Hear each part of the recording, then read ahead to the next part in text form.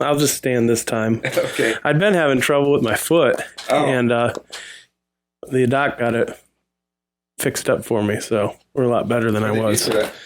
I've got old man syndrome creeping in on me. I've got what do they call it? Plantar fasciitis. Yeah. It's good times. Good times. Oh, man, you step on a rock just right, and it feels like somebody's just stabbing you.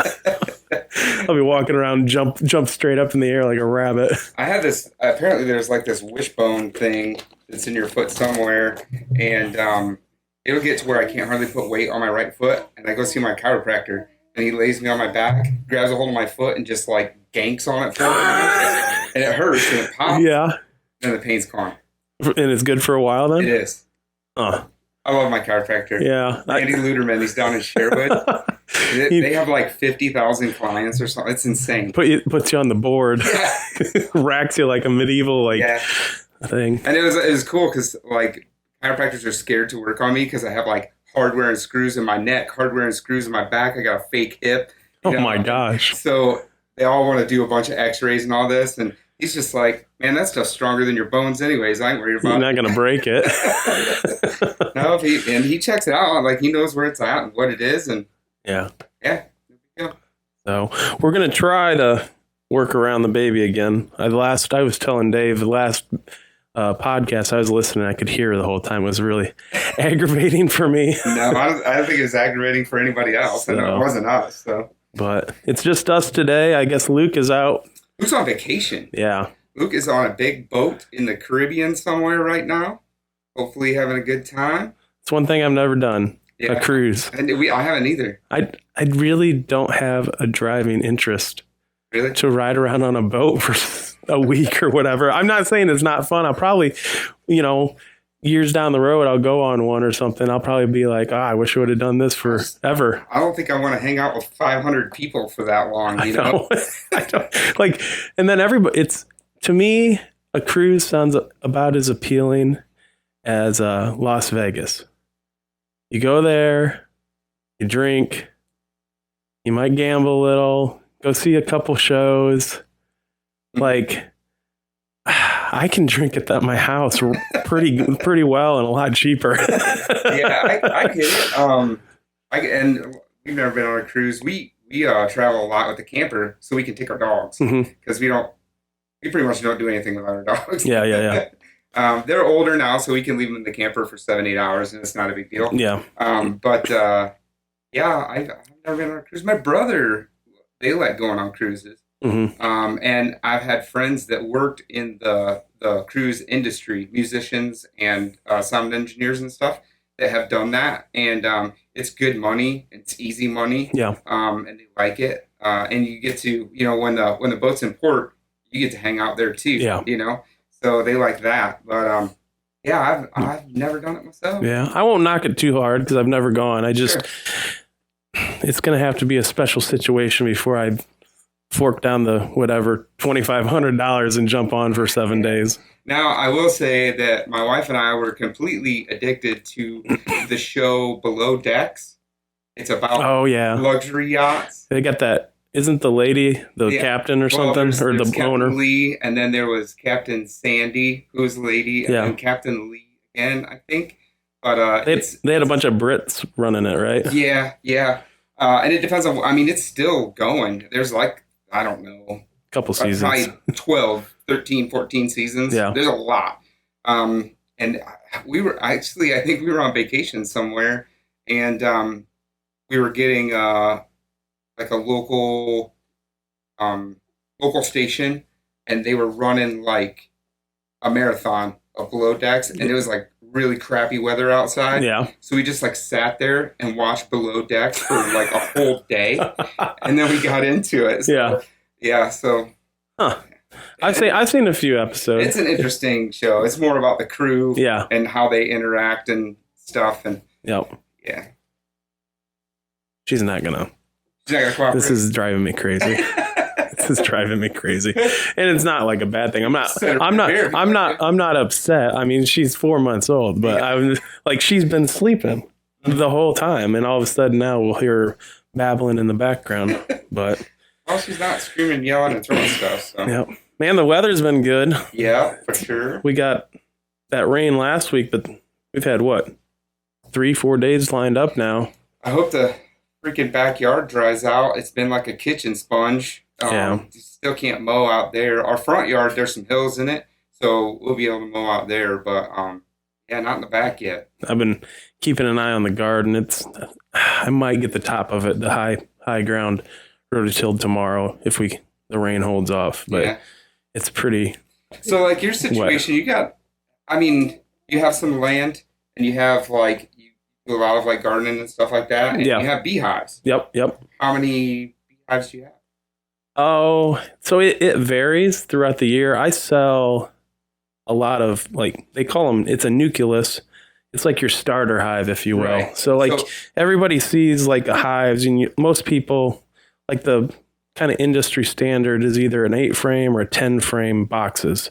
And inside each box, there's 8 or 10 frames. I see. Those are the things when the beekeepers pull it out, those square things. The box is like the horizontal part, and those are kind of an industry standard size. Yeah, most people run 10s. A lot of if you're starting up, I tell new guys to go with an 8, because what happens is you're stacking them up throughout the year, filling them up with honey.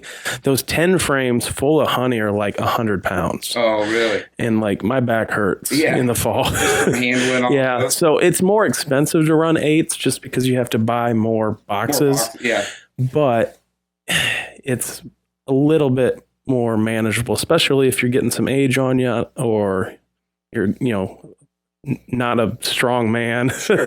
So, it's a little bit, it makes it more enjoyable, especially for your hobbyist. If you're running commercial hives and you're just trying to maximize everything and do it as cheap as possible, you do 10 framers. But sure. Anyways, the nucleus, I sell them, they're 5 frames, and you get a queen. And then I was looking it up the other day. I don't know.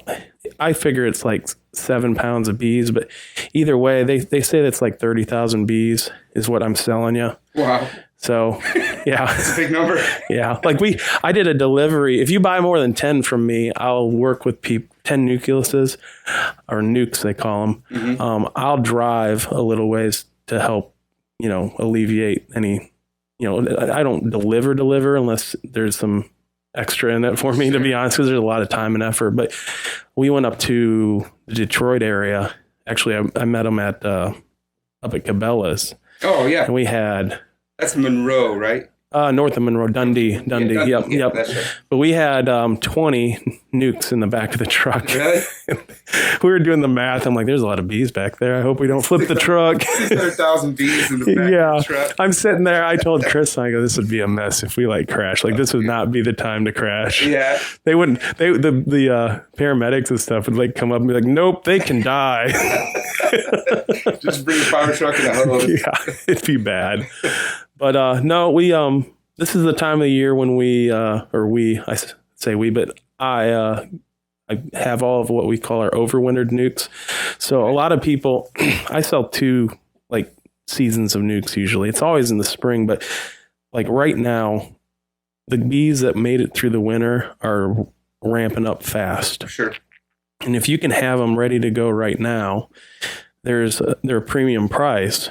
But it's basically you snap them in your 10 frame stuff, and you'll probably still get 100 pounds of honey off of them if you manage them right.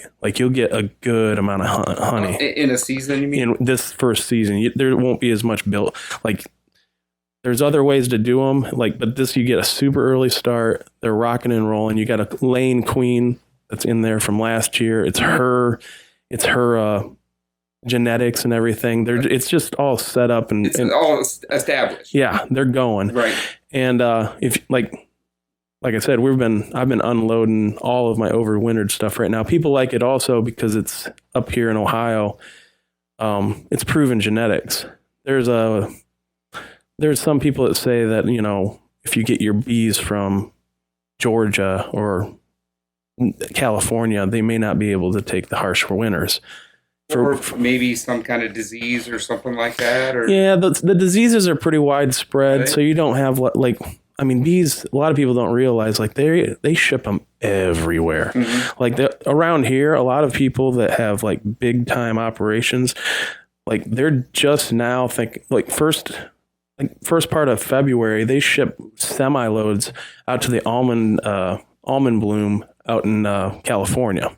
That's a huge. So they ship them out there and then ship them back. Yeah, so they shipped down to California, and then they chased the bloom down to Florida. So they're just like moving these. Yeah, it's just everywhere. Like, and then when it gets warm enough, they're bringing them. Yeah, they're probably bringing them back right about and now. then harvest time, they're all back, and they. Yep, and then they get them strong by November, and then they ship them. First part of January, first part of February. I'm not in that part of it, so I'm not exactly sure the exact timing. But it's for the almond bloom. Almond bloom is really hard on them, though. Oh yeah, it's hard on them. It doesn't have enough nectar and pollen, and so they got to do a lot of work. So yeah, well they ship them out there, and then the guys that are paying, because you get paid, it's like I think they might be pushing $250 a hive for like a month's work. So they're shipping, I think there's 644 on a semi. So you can see where the money comes quick. Sure. But they go out there and then they check them to make sure that they're up to strength, because these people aren't going to pay. The farmers aren't paying for some crappy weak hive. Like, they want full numbers and they want them ready to rock. They go out there and they pollinate for whatever 2-3 weeks, and then you try to ship them. I think most of them go to Florida, and they catch like the orange blossom blooms and stuff like that, where you're going to make like your little small batch honey that people pay extra for. Plus it's just heavy blooms, so they start building back up. So you get them built back up, and by the time it rolls around here, I mean, they're chasing blooms all the way up the U.S. from south to north. Wow, so that's crazy. So when you're talking about a nuke, so is that one? Is the horizontal part, you call that a box? Yeah. So the horizontal, like when you're driving along, you'll see hives, and it looks like they're stacked. You know how there's different boxes? Each one of those is a box with frames in it. Okay, so a nuke is a box full of frames with a queen. With 5 frames. They're smaller. It's not a full. It's a nucleus. Think of it like. Oh, I see. So you're getting 5 frames. You're getting your start. And anyways, you get that start, and like if you get it right now, I mean, they're going to be banging. They'll be huge by May 15th. So you can drop those 5 frames into your existing box. Yep, in your boxes with your frames with no bees in them and everything, and they take to it and now as it goes, like, so you start off with one box, and do you kind of wait for that to fill up, and then you add another box and more frames? Yeah, you don't want to like over. It's almost like it makes them like nervous or something. You want them. I always tell new beekeepers, let them fill out the frames to about 80%. So if it's a 10 frame, like fill it up at least 7 of them, maybe 8. But then snap your next box on and let them start drawing that comb out. And once that's 80%, snap your next box on. And you just keep doing that. Some people will go and pull the different flows off. So we have like 3 or 4 different like main flows. Like real soon we'll have what is it called? Of course I can't think of it. Well, we're gonna have a tree that blooms here real shortly. Pine or not ash, but so their biggest flow for us is the first part of July, and it is a huge flow, and that's the basswood flow. Really, it gives you almost like a minty taste. It's a real clear honey. It's got like a mint taste to it. It's actually my favorite honey around here. But we've got they call it like a water honey coming up. That's the first big one. It's it's the white. It's in the bean family. It's a white tree. Why can't I think of it? Anyways, we'll have I'll think of it here shortly. Sure. You're putting me on the spot a little bit, but that'll be coming up probably in the next 10 to 15 days.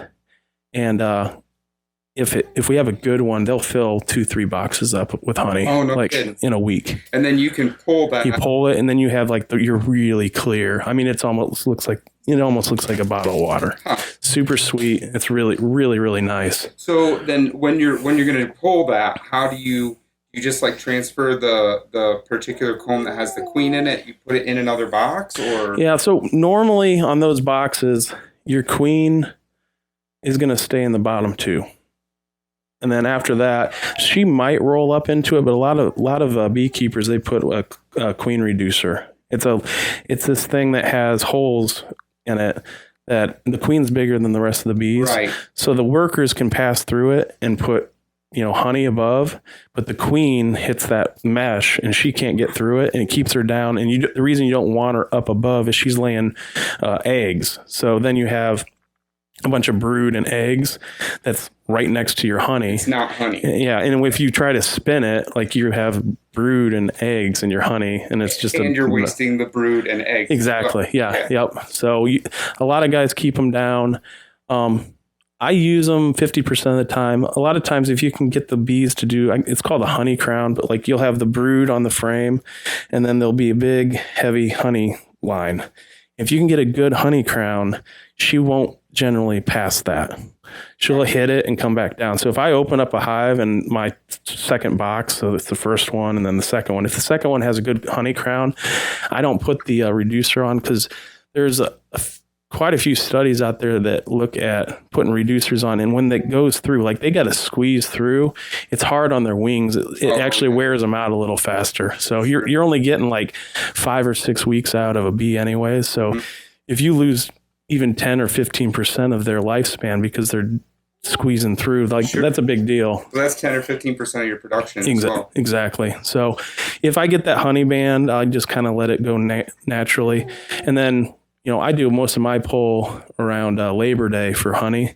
And like, I'll go through, and if there's brood above where I want it, I'll just shake all the bees down, put a reducer on at that point, and come back in like a week. I mean, usually by that time, and you're not talking about like brand new eggs there. It'll be like capped brood, and in a week it's all hatched out and you're good to go. So that'll all hatch out, and then do they then go in there and fill those with honey?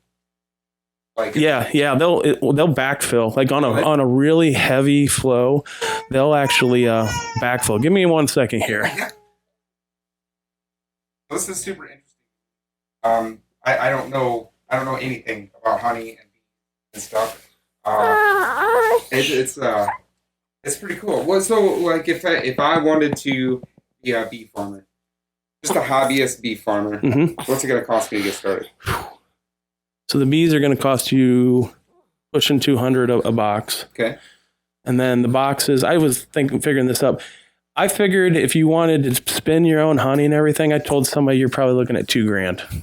So that's your suit, you need. your suit for 2, and you want to start with 2 hives. Okay. All new guys, I tell them start with 2 hives. That way, if like new beekeepers, some of them always are in their hives, which can be detrimental. Like, I'm not saying that's bad, but you got to learn how to handle them first.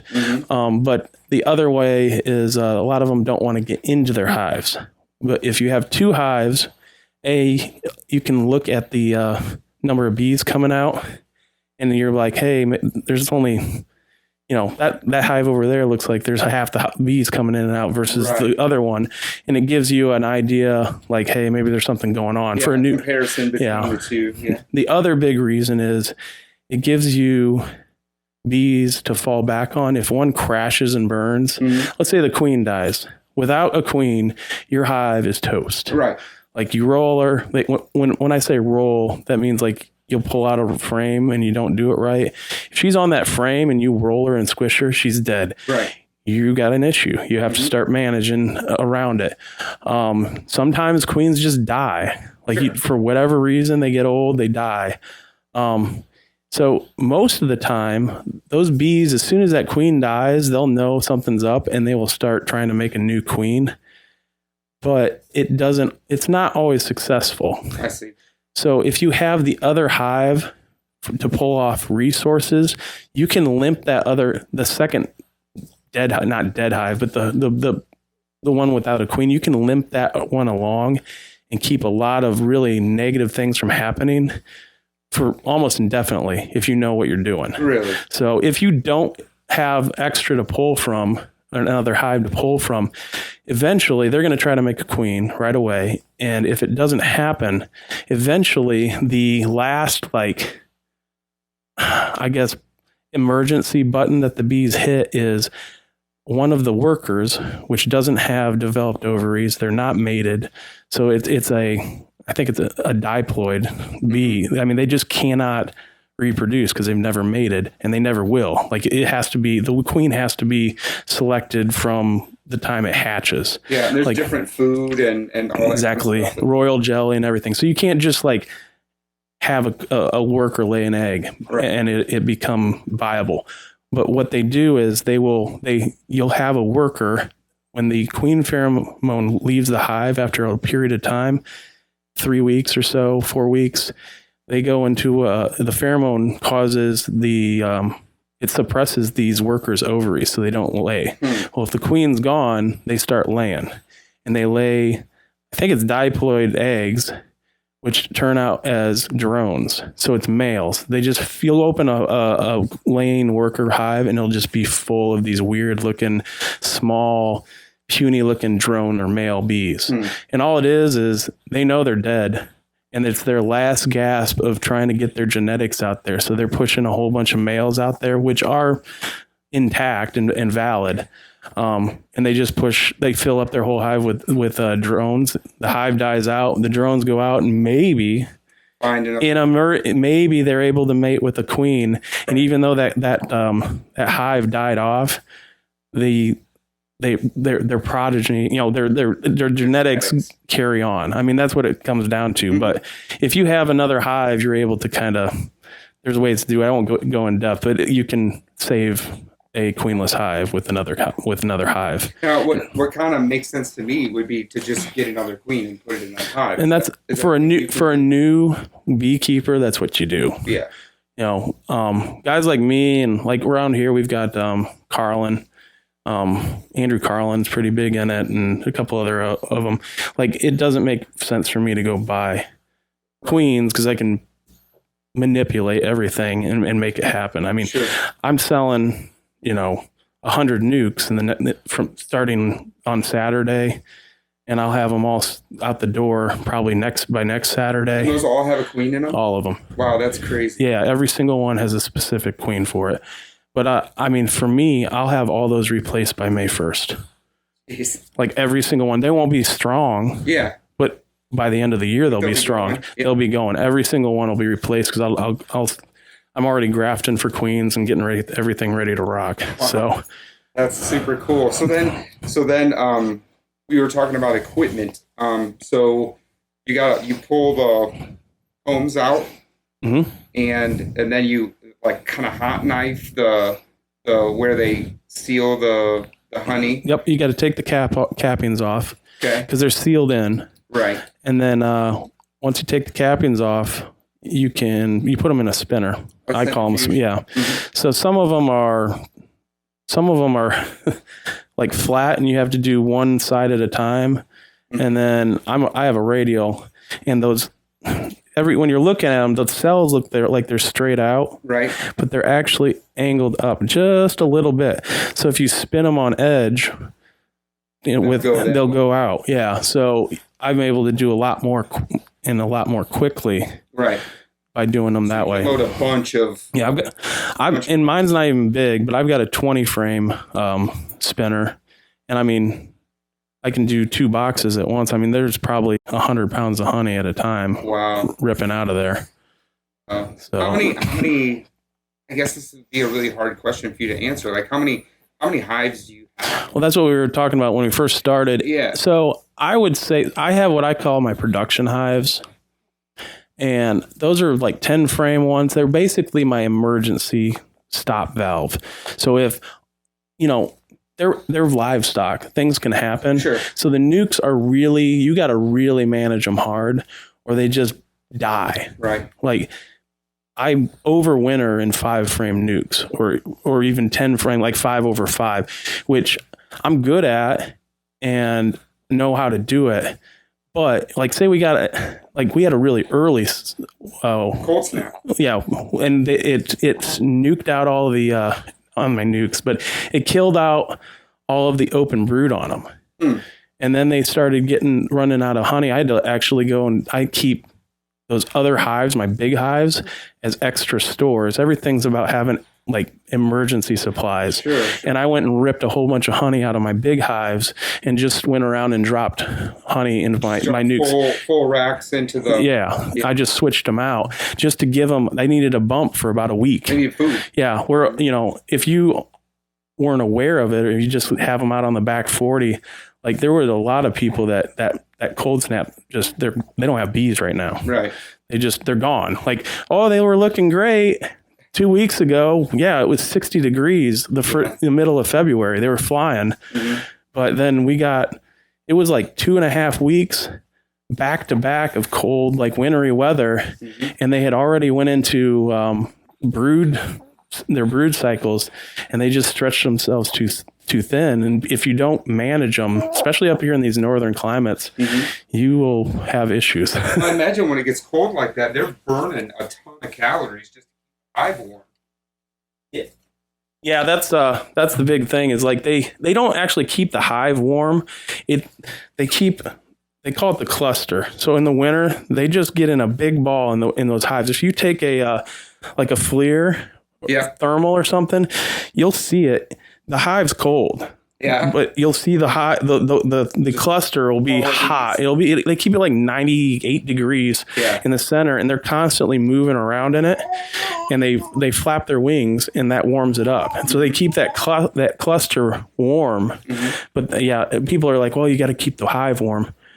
Most of my hives have holes drilled in them. Yeah. Like the lack of... They've got to be able to breathe. Mm-hmm. I'd rather have a hive with a bunch of holes drilled in it than one where people like wrap them up tight. And the worst part, if there's no way for the air to get out the top, think about if you're in your car and you're breathing a bunch. Yeah. The windows all fog up. Well, what happens is they're perspiring as they breathe, in the middle of December and January. All that heat rises. So it rises to the top. If you don't have an upper entrance where it can go out and basically, get out of the hive, it hits that cold top, it condenses, right, and then it basically rains on the bees. And they get wet, and then they get cold, and they all die. Yeah. So there's a lot of management in it. If somebody is thinking about getting into bees, the main thing that I tell you, and there's all sorts of different ways to manage them, but you have to manage your mite populations. Every hive I think the only place that you don't see mites is, I think Australia might still not have mites, but I heard maybe they do now. But back in the 80s, some mites came over from Asia, and it used to be you could put a hive out on the back 40 and like check it twice a year, and they'd live. My dad did it for years. That's kind of how I got into it. Man, I am doing terrible here on the distractions today. Phone, baby. But, the old school methods, they worked. You'd go out, throw supers on them right about now. We're in, mid-April. You'd throw your supers on April, May. What's a super? The super's a box. So there's deeps. And the deeps are those 10-frame boxes we were talking about. But there's also like mediums, and most people, they call them supers. They're a little shallower, and it's easier to pick them up. Okay. So they're the same idea. It's just like a deep frame is that big, and a medium is that big. So it's like 8 inches and 6 inches. Yeah, something like that. Yeah. So it allows you to not have to be carrying around so much weight. Gotcha. Most people do their honey in like medium supers. So it used to be once the hive starts really cranking, you just go throw some supers on there. Yep. And then come back Labor Day. And pull the honey and walk away. Yeah. And make sure they have enough storage to get through the winter. Sure. That was it. Wow. It was really simple. Like that. But back in about mid-80s, they started seeing mites. So mites are just a little tiny insect parasite, and what do they do to the bees? So they ride around on the bees, and what they do, it's not so much the mite that kills them. They're a vector for all sorts of sicknesses and diseases. Oh, really? Okay. So they get in they actually do their reproduction in the with the larva. So they'll hop in with a bee larva, and kind of sit there, and the bees come and they cap it. So the larval stage is egg, it hatches, they feed it for a set number of days. It's like 24 days, but they feed it for a period of time, and then they cap the cell, and that's when it goes from a grub, if you will, to a bee. Well, during that time, the mite will get in there, and they actually latch onto the larva, and they drink. They thought they were drinking the blood. It's a hemolymph. They're actually so they actually do weaken the bee's immune system by sucking on their hemolymph, and they reproduce. And like where one mite went in, when the bee emerges, like 2 to 5 will come out. Anyways, when they bite the bee or the larva, obviously it's just like a tick. Think of a tick. Like there's that transfer of fluid. Right. And they carry a lot of viruses. And what happens, like I don't think they have as much trouble down in the warmer areas. I mean, it's still a big problem, but you don't see like the huge crashes that we see around here. A lot of people get bees and they'll be like, my bees were fine, but then they died. I said, well, when did they die? And I can usually tell why they died just by when they died. Sure.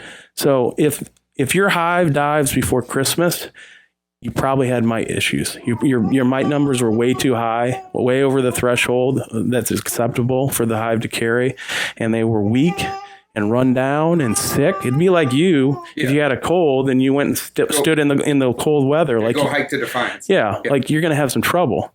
So if you have sick bees going in the winter, a lot of times from mites, they'll crash and burn by Christmas. If they die after Christmas, then a lot of times I'm looking at either moisture because you wrapped them up too tight, right, or not enough food. Right. So a lot of time that for me, Christmas is like the line. If they die before, I'm almost positive. And I try to be nice, like, hey, and probably mites. And a lot of new people are like, well, I never saw them.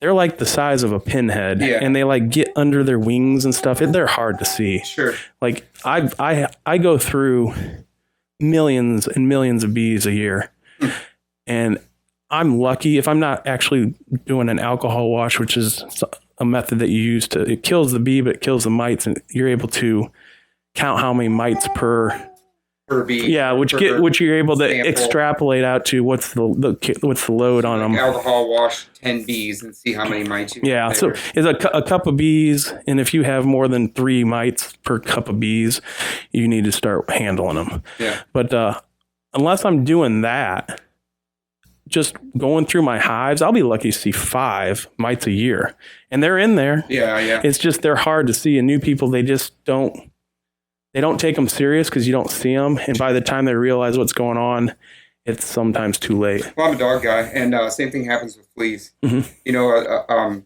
90%, 95% of the fleas aren't on the dog. Yeah. They're in your house. Yeah. You know, so by the time you see 20 or 30 fleas, you know, and their population can boom pretty fast, and all of a sudden dogs scratchier than normal, and you know, you swipe a flea comb through there and you get 4 or 5 fleas on there. You pull 4 or 5 fleas off of there could be 400, 500 fleas in your house. You're just out of luck at that point. Yeah, and so it's the same thing. Like that's what it made me think of, because by the time you know there's a problem, there's a real problem. Yeah. And I mean, I will never be able to kill every mite in every hive. I just can't. Mm-hmm. There's always going to be a mite or two. So what are your control measures? So there's a whole bunch of, I was getting at like the new people, they have to take it serious. And like, there's all different ways. Like you can do a brood break, they call it. If you want to go supernatural, like you cage up your queen and you take and let the whole brood cycle go through. Right. So all of a sudden, there's no brood in your hive. There's no capped brood. There's no place for them to hide. And the thought is that as soon as you let her go, or a lot of the mites, as soon as she starts laying, will jump into that brood, the brood dies. Right. But when the brood dies, the bees drag out the dead bodies because they're just overloaded with these mites. It sucks them dry basically. Yeah. And when they drag out these dead bees, they drag out the mites with them. Sure. Works fairly good. Long term, I mean, and once again, you got to decide, do I want to give up a month or more of productivity? And then you're going to have to build everything back. Yeah, up. it just depends on what you want to do. Like the more natural treatments, as far as like stuff that you use to actually physically kill mites, they have formic acid, which is like, if you ever, the yellow, like bird's foot trefoil. It's a yellow clover. Oh. When you're a kid, you chew on it. It has that like tangy taste. Mm-hmm. That is formic acid. And what they do, they have obviously really concentrated pads full of formic acid, and it fumigates the hive. It's kind of hard on the bees. Yeah. And it's very temperature dependent. It works, but you better watch how you do it. You better lose the hive. I've watched people absolutely burn their hive out, gone. Like they just kill them all. But it works if you use it right. Mm-hmm. The other one is there's formic and then oxalic acid. Oxalic's kind of like the fad right now. Mm-hmm. Most of the new beekeepers are really liking it. It works in the right situation. Once again, not as hard on the bees. Easy to use. You get a hot plate is the easiest way I can explain it. But you heat it up to, I think it's 300 degrees. There's a specific temperature. It assimilates into a mist, if you will, or a fog, and it fogs the hive, and it burns the mites. Like it burns them up. But it doesn't burn the bee. Yeah, they got a harder exoskeleton. They're able to handle it. Got it.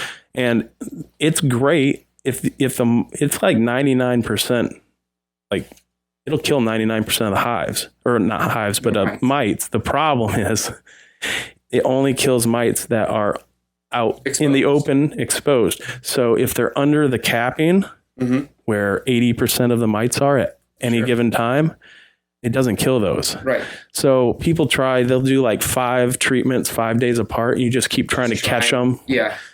Works decent.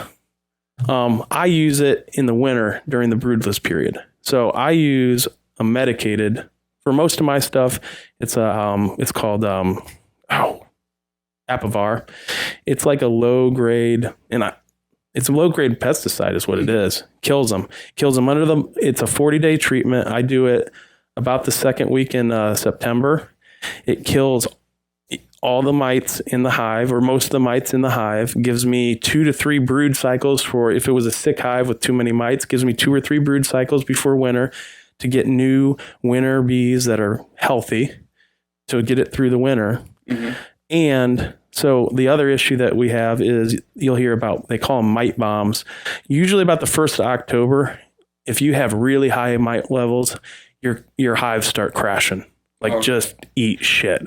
They crash and burn. And what happens is you'll have all of the strong hives. So if you're a beekeeper that has you keep up on stuff and you keep them clean, your hives October 1st should be healthy, ready to go into winter, and strong.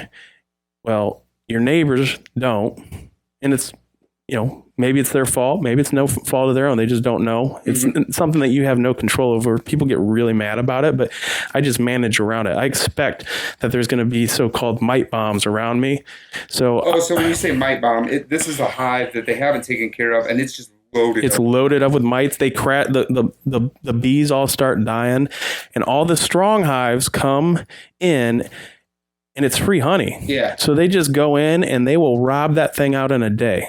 Well, when they go in, all those mites jump on your bees.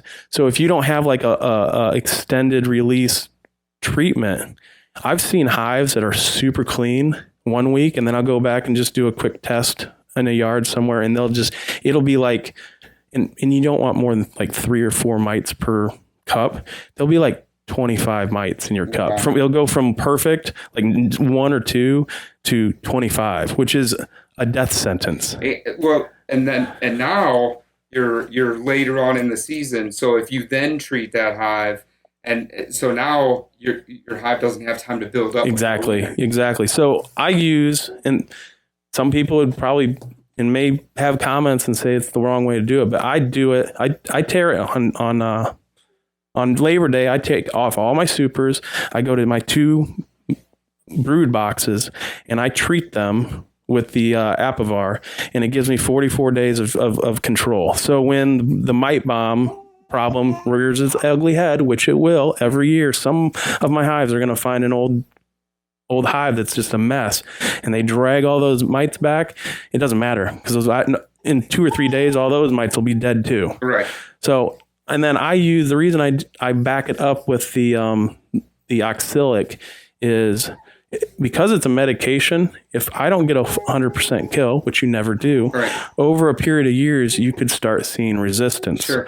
So I do my diligence to try to help keep from resistance building up in the landscape by hitting them with oxalic. And then, that I do that during the broodless period, and you get a 99.5% kill, and it cleans everything up. That's not a medication. That's a physiological way to kill the bees, not a medication way to kill the bees. So you're not going to build up resistance. It's kind of like, so I explain this to the people that ask, what's the difference? Why can they build up a resistance to the medication? Well, it's just like, you hear it all the time when you go to the doctor. They're really tight on their antibiotics, because if you take the same antibiotic over and over, and let's say you got a bacterial infection, if you don't take that medicine all the way through, and that bacteria comes back, well, that bacteria now knows how to deal with that medication. You gotta have to take more next time.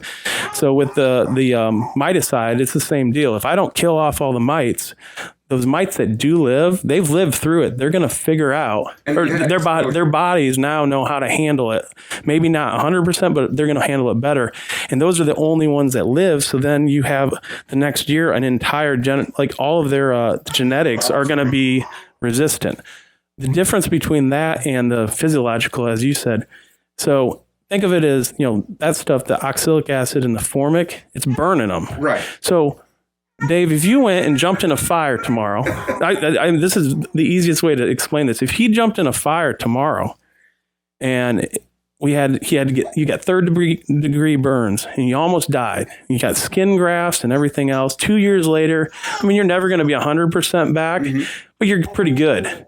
If you go jump in the fire again, what's going to happen? The same thing. You don't get a resistance to it. And certainly your offspring don't become fire resistant just because you lived. Exactly. Yeah. So, but no, it's there's a lot going into it. We could talk for days about beekeeping and everything, but like right now, if you're thinking about getting bees, hopefully you got them or got them ordered, but it's going to be a good year, I think. So now's the time. If you want to get into beehives and you want to get a couple hives, this is the time. Yeah, for northern, for Ohio, Michigan, this Midwest area, from now until you could successfully get one.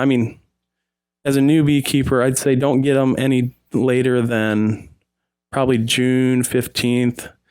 After June 15th, you got to know what you're doing. July 1st, really, to get them ready, because all you're doing. Every year, all you're doing, like right now, I'm thinking about winter. How am I going to manage all of these bees so I can make it through winter 2024, 2025? Mm-hmm. That's all I do. You manage for winter. Everything else is secondary. Right now, I'm thinking, how do I make sure that these bees are ready to go come November 1st? Because this is the easy time of the year for bees. Yeah. For the hive. This is when, you have flowers, so they have food. They have, good temperatures for them. Yeah, it's just everything's in excess right now. And that's the other thing. People start seeing swarms. Don't freak out. They're just doing what animals do. That's their way of reproducing. Mm-hmm. So if you see a big old ball of bees hanging in a tree, first off, call a beekeeper. Most beekeepers will come and get them for free. Now, if you call me, I'm probably going to give it to somebody else. I don't chase them as much as I used to, because I just have so many. But I know there's probably 5 or 6 beekeepers I can make a call, and they'll come get them for free and probably give you a bottle of honey and be happy to do it. If you don't call them, as long as your house, if you don't want to do anything, as long as your house doesn't have a hole in it, that would be your biggest concern. Like if you have a house, an older house, a farmhouse, or even a newer house that has a little crack somewhere where they can get in, your concern is they go in and make a hive in there. Right. Because what they're doing, when they get in that ball, they send out, they come out of the hive, get in that big swarm ball, sit on a branch, and they're sending scouts out looking for their new home. Sure. They've got an old queen with them. They're ready to go.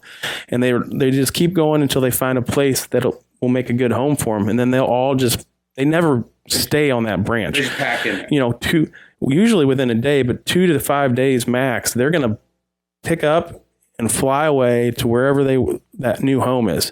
The problem would be if your house has a little crack in it or something, and they decide to make that the new home. And then you got a big mess. Right. You just went from giving somebody freebies to at least $1,000. Like a cutout, they're going to have to tear your house up to get to them. To get it out. Like I won't do a cutout any later than August 1st because it's going to kill the bees. And it's miserable in August when it's that hot. And to do a cut up, I won't show up to do a cutout for less than $500. I walked into your yard for $500, and then it's an hourly rate afterwards because it's my expertise and my knowledge to get the bees out. Sure. And after that, I'm going to leave you with a house with holes in it. Uh-huh. And you got to call. You got to get a contractor. I don't do cutouts very often because when I do, I give them I usually show up with a contractor. Yeah. I'm like, hey, I'm just getting the bees, and then you're going to have to talk to him. So it's my fee to get the bees out, and then it's his fees to fix it up. Right. And I don't take a sledgehammer to it, but it's a sawzall cutting holes in the side of your house. Right. So that would be the reason when you see a swarm, I don't let swarms around my house hang very long because I have an older farmhouse. I don't want to do a cutout. Right. So as soon as I see a swarm, it goes in a box because I don't want to risk having to deal with a mess, and that's what it is. And it brings up a thing that I just know the term, just like Africanized bees or these super aggressive bees. Do you have problems with that around here? So, not usually, but we can. Remember at the very beginning how I said everything travels? Mm-hmm. So, I make my own queens, I breed my own queens and all that. I think it was 4 or 5 years ago, and I can't say for sure it was Africanized, but it was my last graft, the last mating cycle, and I had, 20 or 30 queens in that cycle.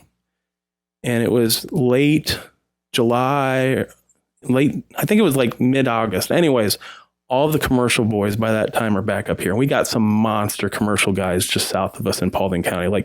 Northwest Ohio is the Wild West of beekeeping. Really? Because we're far enough away from Columbus. Mm-hmm. We have to be all registered and stuff. Yeah. Or we're supposed to be. I've got all my paperwork, but some people realize that we're so far away from where they keep an eye on them. You're never going to see anybody. I've been told by the state folks, it's the Wild West up here.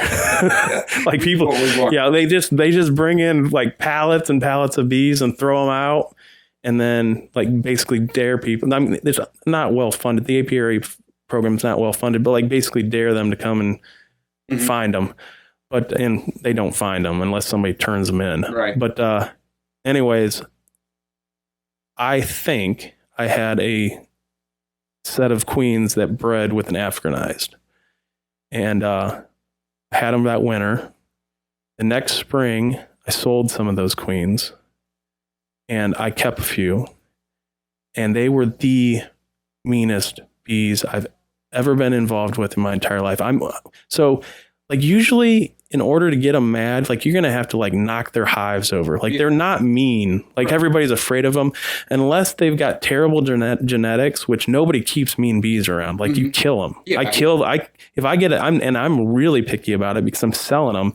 Then I have a whole mess where I got to fix stuff. Yeah. But I spent a year and a half changing out queens of these with the people that bought from me and my stuff and killing off because they bred with my stuff. Sure. It took me a year and a half to kill off that strain. Wow. And I'm telling you, you would walk out 200 yards away, and it was like a cloud would come off of these hives and just come right at you. They were terrible. I couldn't have them at my house. I took them and I moved them to a yard away from everything. And then it's really hard to requeen mean hives for some reason. They're just, you got to bust them all up into a million pieces and put 15 different queens in them. It was a mess.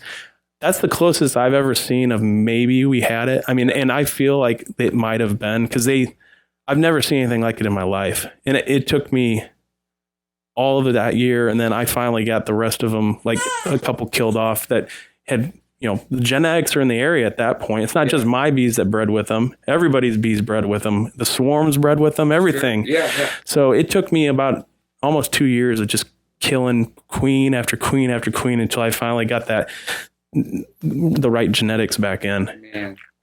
So I probably shouldn't have said that, but just so you know, they're dead now. I have nice bees. And the people that know me, like, I don't put up with it. Like, this is what I work my bees in. Yeah. Like, I was in them today already. Yeah. I do not put up with a mean bee. Sure.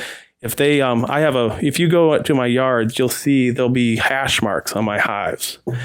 And I don't care if it's overcast. Like, when it's overcast, that's when they could potentially be a little bit more ouchy because they're all in the hive and they're bored. They're looking for something to do. I don't care if it's overcast or sunny. If they do something that I consider mean, they get a hash mark. If they do it again, they get a second hash mark. And if they get a third one, I burn them. Maybe I don't burn them, but I'll go in, I'll find the queen, I'll kill her, we'll break it up, and I'll put new genetics in. I do not put up with mean bees. Yeah. That would make it. And I can only imagine if you were new at beekeeping and you got two mean ass beehives, you'd never do it again. Yeah, it's terrible. Yeah. It's terrible. Yeah. And that's the other reason I don't do the swarms much anymore. I've worked really hard to get my genetics to where they're at. And I don't really want to roll the dice on the swarm down the street and see. Like, I buy a lot of my genetics come from guys that are doing artificial insemination. My genetics are wild, but they've been cultivated for a decade now. Right. It's not worth it to bring in an unknown factor. It'd be like having 12 million pissed off yellow jackets in your backyard. That would be terrible. Yeah, the worst. One night, I'll tell you this story, and then I'm probably about out of time. But the worst. Everybody asks, "Do you ever get stung?" If you want to have bees, no, you're going to get stung. Yeah, sure. Like, I always tell people, especially if they don't know, like, get yourself an EpiPen. You're going to get stung. Mm-hmm. You're going to get stung. The guys that last are either really sticklers about their suits, and you still will get stung like once or twice a year. Even if you suit up, they're going to find a hole or whatever. You're going to get stung. And then there's guys like me that just don't care. Yeah. To me, it feels like a bite. They gotta really come after me before I get agitated. Sure. But like, I get stung. People are like, do you ever get stung? I bet I get stung 15, 20 times a day. Yeah. Easy. Mm-hmm. And I just, done, over. You just kind of get used to it. You get used to it, yeah. But one night, so you move hives at night because the bees aren't flying, and it's usually cooler, or I like to move them at night anyways. You can move them whenever, but I like to do it at night. And I went out, I used to have a driveway hive. It was right where people would pull up into my drive, and I liked it there. I left it there. They were real docile bees, and I didn't have to worry. But if you didn't know me, you'd pull up and see that hive and then not get out of the car. And I could decide if I want to talk to you or not. So my insurance agent was like, no, Mark, we can't do this. But for a year and a half or so, 2 years, it was my guard dog, basically. It was right where everybody would park. They'd start to get out of the truck or car, and they'd look over and see it and be like, get back in. Yeah. But I have Cane Corsos for that reason. But I decided to move that hive one night, and I went out there, and you strap them and everything, and I didn't strap it. And I needed to get it up to the bed of the truck. And I went out, and I didn't even have shoes on. All I had was sports shorts on. No shirt. I wish you had a video. Sports shorts on, which are the worst because they can crawl up. Yeah. And I picked that thing up, and I could, you know how you're almost there. You're like, oh, Yeah. And if it's too heavy, like you kind of start shaking, and then you give it that one last, and you think, I got it this time. I gave it the one last, still missed, and the whole thing fell apart on me. And they're nice bees, but at night, no bee is nice. They don't fly. They just are like, something bad is happening. I call them crawlers. They just crawl and sting anything they touch. Yeah. And I had probably 60,000 bees on me, and they were all stinging me. I came in. It took my wife like a half hour to dig all the stingers out of me. It was miserable. So yes, you will get stung. Probably not to that extent, but anyways. So what are the benefits of keeping bees? Like, what's your favorite part about it? So I did it. I got into it. I bought 2 hives years ago for pollination. Okay. You think you got a nice garden? Stick a hive of bees next to it. Sure. You're gonna get like tomatoes. You'll get a bumper crop every year. I mean, you'll really notice the difference if you have bees as far as pollination. I imagine if there's 60,000 bees right next door to your garden, everything is getting pollinated. Oh yeah. Every flower is getting pollinated. Yeah. So I got them specifically for that. The honey, and I don't have allergies, so like you'll hear me like I know it has to work because everybody says it does. Mm-hmm. I can't personally say it does because I just don't have allergies. But if you get raw honey, and eat it, and it has to be local. So local is within like 50 miles of your house. Sure. So the reason is it has to be local is the pollen that they pick up will be in your honey. And if you ingest it, the thought is that you will build up a tolerance to it. Just like allergy shots. Exactly. Same kind of deal. So if you get local honey, you're going to build up a tolerance for those allergens in your area that is in that honey. Sure. So I have a lot of people that buy it for that reason. A lot of people just have bees for that reason. Mm-hmm. My mother has MS, and she's never had to do it, but my brother used to sell, he had some bees when we were growing up. My brother used to sell honeybees. I think it was 10 a week for venom therapy. Oh, yeah. And they would sting themselves with the bees, mm-hmm. and it would actually help with her MS, this lady's MS, helps with inflammation, mm-hmm. like the stings do. I don't have any inflammation. I'm like a 10-year-old kid probably as far as that inflammation goes. But the honey, I personally do it for the husbandry. I really like if I could have bees and not have honey, I probably would do it. Really? It's a lot of extra work. The honey is a lot of work. Like people like wine and. Well, you got to kind of have to do that, don't you? Yeah, I actively managed to get as little honey as possible, and last year I had 4,500 pounds. Wow. So if I was managing for honey, I'd probably have 20,000 pounds a year. Wow. So yeah, no matter what you do, you're gonna have honey. But then you got to handle it. Yeah. You gotta. It's just. I don't like being sticky. Yeah. Is there a licensure that goes along with that? So as far as licensing to sell, right? So it comes under the cottage laws. Oh, okay. So you don't have to deal with health inspectors or no. You start mixing stuff into it, then yes. Yeah. But just raw honey, no, you don't have to. It's like I said, it's just like selling vegetables at the roadside stand. The cottage laws take care of you. Sure. I've got to have on my honey, I have to have an address. I don't even think I have to have a phone number, but it has to have an address. That way, if somebody would get sick off of it, they can track it. Sure. So. Man, it'd be pretty hard to get sick off of honey.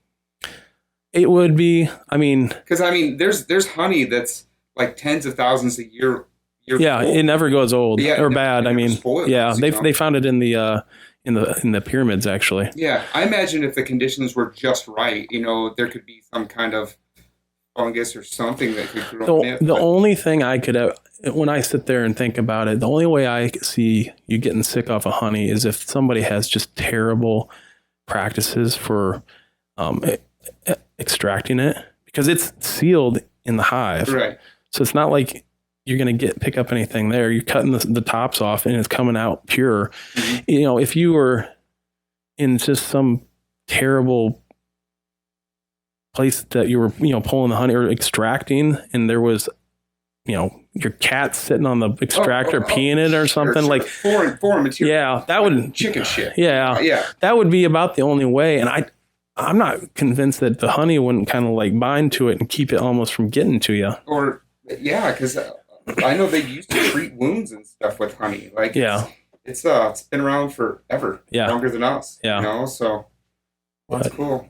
No, it's fun little hobby. Takes a lot of extra time, but it's fun. It's rewarding, just like anything. If you kind of go all in, and you can get a lot of fulfillment out of something like that. I can tell you're super passionate about it, and you really like doing it, because you're a super busy guy anyway. Yeah. So you wouldn't have this just as a hobby if you didn't love it. Yeah. That's cool. So, and I always like getting people into it. It's it's a little expensive to get into, but a lot of people, when I sell to new people, I try to help them so they don't crash and burn that first year or two.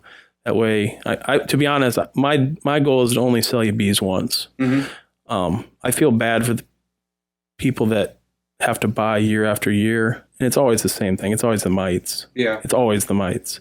So I'm really strong on my mite management, practices personally, and then I just preach it. Yeah. So, but somebody comes and gets a couple nukes from you, and I imagine you're there for them to ask. Oh yeah, questions. They call me all the time. Yeah. It's almost like a second job. I'll just I'll get a call and give them a shout, see what's going on, bounce some stuff off of me. I've been known to make trips out if there's something they can't figure out. If I have time, I'll take a little extra for somebody that actually showing interest. And you have your farm has a name, right? Yeah, it's Weathered Hill Farms. Weathered Hill Farms. Yep, out there on State Route 34, east of Bryan there. East of Bryan. Or I'm sorry, west of Bryan. I was going to say. Yeah, what am I doing? West of Bryan. Yeah, and you have a Facebook page. You got how do people get a hold of you? Most of the stuff is just reach out to me on Facebook. I do have a Facebook page, or we don't really pay too much of attention to it right now. Mm-hmm. I don't have to. There's such a demand for bees right now. I don't have to do much marketing at all. Sure. The honey, I'd like to do more, but I'm really good friends with the other honey sellers in the area, and I'm not willing to actively go head to head with them because I'd rather have their friendship than. Sure. It's just, for me, the honey is just a side thing. I sell most of my honey bulk, so if somebody's looking for 5-gallon buckets, I sell 5-gallon buckets all the time to people. Sure. And that's, when you're using it for holistic stuff, that's the way to get it. Right, if you're making products out of it. Yeah. Yep, got wax and all that jazz. So you sell wax, you sell honey, you sell chunks of loaded honeycomb and all that? I don't do a lot of I don't get into that too much. That's a whole nother it's a whole nother management practice. Process. Yeah. And all that. I've got a few once in a while, but I have never got into the comb honey too much. I just think it looks cool. Yeah. I don't know that there's any benefit to that over honey in a jar, because it's not like your honey's going to spoil anyway. So. Yeah. A lot of people think they'll get honey and it crystallizes. Mm-hmm. That actually tells you that it's pure. Right. We get people that'll call up and hey, it crystallized. I had one guy saying that I was putting a corn syrup in it because it crystallized. It wouldn't crystallize. It wouldn't crystallize. First off. Second of all, they're dissimilar. Yeah. You have to have the same. So the carbon structures and everything. If I'm going to make caramel, I use a whole bunch of regular white sugar, and then I add a little bit of corn syrup to it because it gets in the way. Yeah. And it keeps it from crystallizing. Yeah. So A, it wouldn't have crystallized, and B, I already have too much honey. I'm not going to stretch it out. Buy something to add to it. Yeah, right. So what do you do when your honey crystallizes? You got to warm it up. So it's the best way to do it is to do a water bath on your stove. And you don't want it real hot, because once you get over usually 110, 115 for sure, if you get it over that, it's killing a lot of the beneficial things that are in your honey. Mm-hmm. So you want to bring it up real slow. If you can do it at 105, that's even better. You'll see some I mean, if you want to do it quick, if you're going to cook with it anyways, it doesn't matter. Yeah. Just you're going to kill all that. Get it hot anyways. Yeah, just throw it in your microwave. Yeah, but if you're buying it specifically for its beneficial properties, you got to do not put it in the microwave. Don't put it in boiling water. Just a nice, slow, warm water bath. Bring it up real slow, and as soon as it's to the point where you're happy with it, take it off. So try not to get it over 110 though. Okay. So any famous last words? Oh, not today. I don't think. Just if you do have if locals are watching this and you do get a swarm, you can reach out to me. Black Swamp Beekeepers on Facebook is a great place to reach out for swarms, and we're going to have a ton of them this year. And they're pretty local. Yeah, they're right here. Williams County, Defiance County, Lucas, Fulton, they're right here. And if you reach out for a swarm on there, they'll usually get it. Andrew Carlin still chases some swarms from time to time. Between him, me, and there's a guy named Jamie Walters. Between us three, most of the swarm calls go through us three, and then a lot of them get dispersed out to other people. Yeah. But you can definitely go on that Black Swamp Beekeepers and ask and say, "Hey, I got a swarm." And when you do it, they're going to ask you a couple of things. They're going to say, "Where's it at? How high is it?" Don't tell them that it's 6 foot when it's 15. That really pisses us off when we get there. You stop what you're doing, drive all the way over there, and then we're waiting. Need a bucket truck to get to it. Yeah. So, and take a picture of it. Right. So it's not as big of a deal right now, but after June 1st, you don't see as many swarms because reproductive weather is over. It's time to start worrying about winter. And we get a lot of calls, and it's hornets. Like, we're not hornet handlers. I don't want to. No, you don't want to go. I don't know. Like, I'll go do it. It's going to cost you $200. I'm going to use a can of Raid. Right. But yeah, if you do those three things, it'll help you get a response a lot quicker. Cool. So, well, we probably let you get out of here. Yeah. Hey, thanks. Well, next time we got to talk something about yours. Let's talk dogs. I really want to bring both of our dogs and just sit them up. We can sit them next to each other and just sit there and look like statues. So that sounds good. All so right. Thanks, Dave. Thanks for joining us. Peace out. That was fun. Yeah, that was. Got her to go to sleep too. I forgot to hit record. Oh shoot. I'm just kidding.